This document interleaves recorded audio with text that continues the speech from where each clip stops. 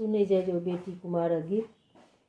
बाबा जी के बगिया में घन फूल बढ़िया से, घन फूल बढ़िया से, सीता बेटी गे बेटी लोढ़ई चंपा कलिया से, सीता बेटी गे बेटी लोढ़ई चंपा कलिया। जबर सिया बेटी लोढ़ई चंपा कलिया से, लोढ़ई चंपा कलिया। सुंदर दुल्हा हो दुल्हा मारे फूल सटिया, सुंदर दुल्हा हो दुल्हा मारे फूल सटिया।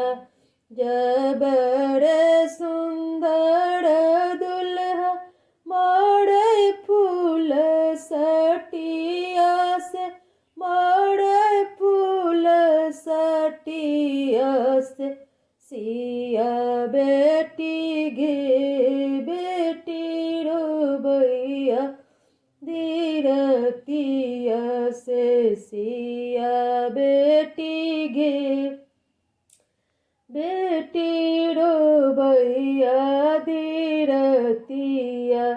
जबर सिया बेटी रोबैया धीरतिया से, रोबैया धीरतिया से, सुंदर दुल्हा हो दुल्हा पूछे दिल के बतिया, सुंदर दुल्हा हो दुल्हा पूछे दिल के बतिया।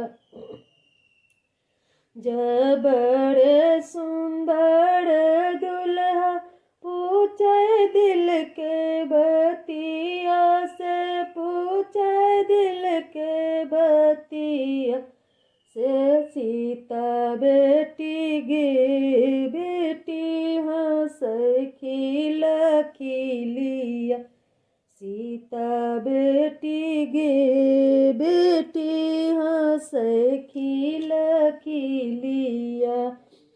बाबा जी के बगिया में घन फूल बढ़िया से, घन फूल बढ़िया से, सीता बेटी गे सीता बेटी गे बेटी लोढ़ई चंपा कलिया, सीता बेटी गे बेटी लोढ़ई चंपा कलिया।